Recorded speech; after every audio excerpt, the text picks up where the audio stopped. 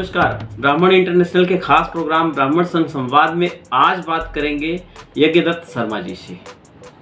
युवा उद्यमी हैं, अपने उद्यम के बल पे एक समाज को, देश को नई दिशा देने की कोशिश कर रहे हैं। इसमें आप कितना कुछ इनसे सीख पाते हैं, समझ पाते हैं, हमारी ये कवायद होती है। इस पे आज पूरी चर्चा रहने वाली है। मैं हूं पंकज उपाध्याय, आप देख रहे हैं ब्राह्मण संघ संवाद। हमारे कार्यक्रम में स्वागत है आपका शर्मा जी। नमस्कार। नमस्कार।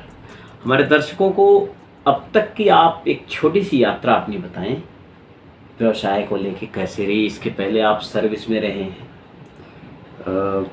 मैं यदि छोटे शब्दों में कहने की कोशिश करता हूँ अपनी बात को, स्कूल टाइम से ही हम अपने पिताजी को हेल्प करना शुरू कर दिए थे खेती में। उसके बाद में जब दिल्ली आए तो दिल्ली का एक क्रेज़ होता है ना सबके मन में, कोई भी गांव देहात से आता है तो कि भाई दिल्ली में जाएंगे, नौकरी करेंगे और बढ़िया पैसा कमाएंगे। तो दिल्ली आ गए थे हम लोग 2001 में। तो बैंकिंग में पहले डीएसए में जॉब करते रहे। डीएसए में जब परफॉर्मेंस अच्छी थी तो हमें बैंकों ने ऑफ़र किया। तो हमें सबसे पहला ऑफ़र आया था अमेरिकन एक्सप्रेस से।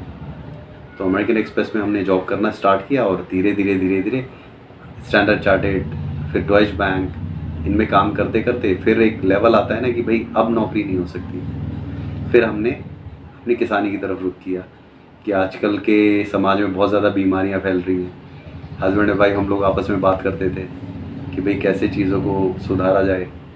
या तो पैसा कमा के फिर खर्च करो डॉक्टरों पे, या उतना ही कमाओ जिससे सर्वाइवल हो जाए और कोई डॉक्टर की परेशानी में ना पड़े। तो हमने जैविक खेती शुरू कर दी। करीब 6-7 साल से फिर हम जैविक खेती में आए और अपना शुरू कर दिया। स्टार्टिंग में बहुत स्ट्रगल रही, बट अब 3-4 साल से हमने जब अपने ऊपर पूरी तरह डिपेंडेंट हो गए तो आज की डेट में हमारा करीब 2 करोड़ से ऊपर का टर्नओवर हो चुका है। और अब हम सरकारी टेंडर भी मिलने लगे हैं हमें। कठिनाइयों की यदि बात करें तो कठिनाइयाँ तो बहुत ज़्यादा आई, बट उसको कठिनाई को हमने कठिनाई ना समझ के एक अपॉर्चुनिटी समझा।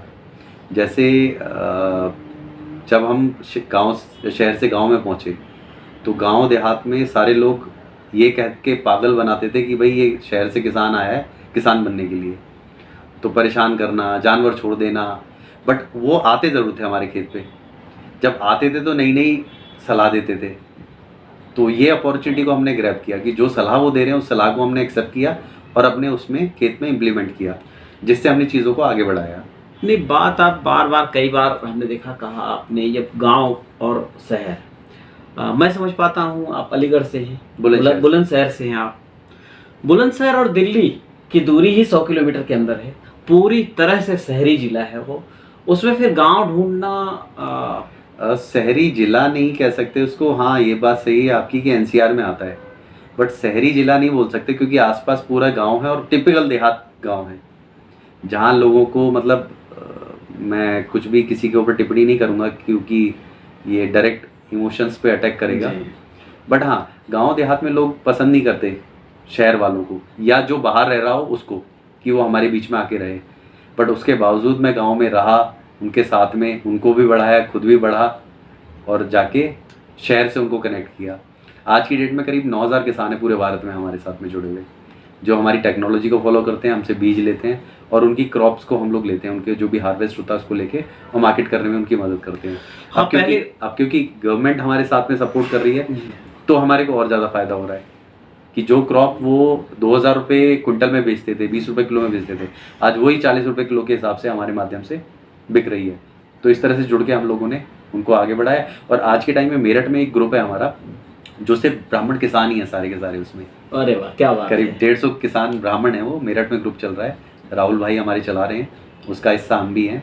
तो अलग अलग चीज़ों का आदान प्रदान करते हैं, कोई भी मशीनरी वगैरह। हमारे संस्थान के लिए मैं चाहूँगा उनका भी साक्षात्कार हो। ये युवाओं के लिए, ब्राह्मण युवाओं के लिए काफ़ी प्रेरणा है।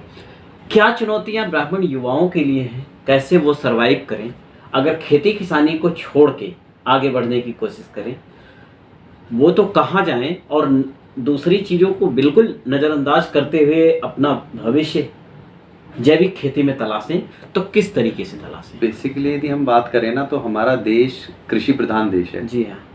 यदि हम उसी चीज़ को भूल जाएंगे ना तो हम कभी नहीं आगे बढ़ सकते। और कृषि एक ऐसा उद्योग है, इतना बड़ा बिजनेस है, इतना बड़ा वर्टिकल है ना, इसकी कोई लिमिटेशन नहीं है। यदि आप एक ही चीज़ को पकड़ लेते हैं, सपोज करो आपने गेहूँ पकड़ लिया, तो गेहूँ के ही 10 तरह के आटे बनते हैं, 10 तरह के दलिए बनते हैं, 10 तरह की सूजी बनती है, 10 तरह की मैदा बनती है। तो आपके सिर्फ गेहूँ एक प्रोडक्ट है, उससे 50 प्रोडक्ट आपके तैयार हो सकते हैं अलग अलग तरह के। तो चीज़ें इसमें ज़्यादा हैं, आप अच्छे से एक्सप्लोर करेंगे चीज़ों को तो बहुत ज़्यादा बड़ा कर सकते हैं। खाली गेहूँ बेचेंगे तो 18 रुपया किलो भी कोई नहीं लेगा, आटा बना के बेचेंगे तो 35 और 40 रुपये किलो बेयर मिनिमम है। आप उद्यमी हैं, उद्यम में हैं, बहुत बढ़िया से अपनी बातों के साथ में देश के साथ चलने की कोशिश कर रहे हैं। ऐसे में ब्राह्मण और ब्राह्मणत्व को कितना आप समझ पाते हैं? एक बहुत सुंदर सी एक बात बताऊंगा आपको। हम बहुत छोटे छोटे से होते थे और ब्राह्मण पंडित जी हमारे यहाँ पूजा कथा करने आते थे। तो जिस फल पे, जिस मिठाई पे हमारी नज़र होती थी ना, और पंडित जी महाराज वही फल उठा के वही हमें दे देते थे, और जो कुछ बच गया तब वो अपने लिए प्रसाद लेके जाते थे। तो ब्राह्मण का दिल तो इतना ज़्यादा बड़ा है, वो परोपकार के लिए पैदा हुआ है, वो ना व्यापार ना कुछ, वो परोपकार के लिए पैदा हुआ है। जितने लोगों का परोपकार हो सकता है ब्राह्मण के द्वारा, वो करने के लिए खड़ा है। आपने एक और बात मेरे से पूछी है कि हम लोग आज के युवाओं के लिए क्या बेस्ट कर सकते हैं। तो युवाओं का है कि भाई जब तक मेहनत करोगे तो इस धरती पे कोई आपको रोकने वाला है नहीं। बैठे बिठाए तो बोलते हैं ना कि सींग सोए हुए शेर के मुंह में हिरन अपने आप नहीं जाता, उसको शिकार करना पड़ेगा।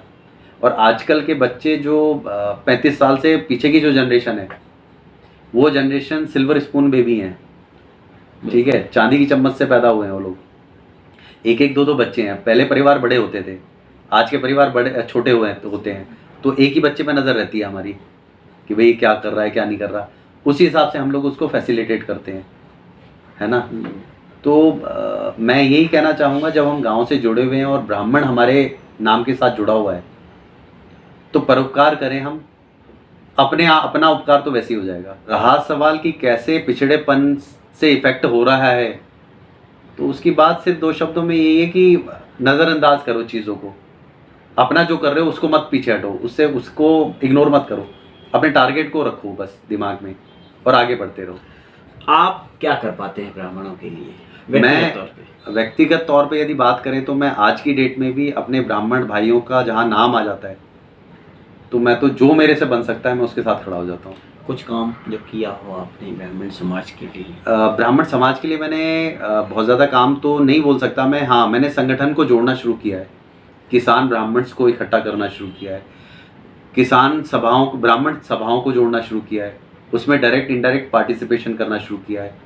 प्लस जो भी मेरे से मदद हो पाती है, जो भी मेरे इन्फ्लुएंस से मदद हो पाती है, मैं हमेशा खड़ा हो जाता हूँ। ये तो अभी आपने बताया ये कि हम ब्राह्मण किसानों का एक समूह तैयार है, मेरठ से संचालित होता है, अच्छा है, ये बेमिसाल पहल आप लोगों की है। आखिर में हमारे दर्शकों को क्या संदेश देंगे? मैं यही संदेश देना चाहूँगा, यदि मेहनत करेंगे तो कोई आपको रोकने वाला है नहीं इस धरती पे। मेहनत और ईमानदारी। पिताजी एक बात कहते हैं मेरे, हाथ का सच्चा लंगोटे का पक्का, कहीं मात नहीं खाने का। और जैसे मैं बैंकिंग में रहा हूँ, तो बैंकिंग में मैंने ये चीज़ें सीखी है कि यदि आप सच्चे हैं और ईमानदार हैं, ऑनेस्ट हैं और करेक्टर के सही हैं, कोई मतलब ही नहीं आपको कोई रोक दे। धीरे चलेगा बट आगे बढ़ेगा। आपने हमारे कार्यक्रम में हिस्सा लिया, आपका बहुत बहुत धन्यवाद। मिलते हैं किसी दूसरी शख्सियत के साथ, बने रहिए हमारे साथ। धन्यवाद।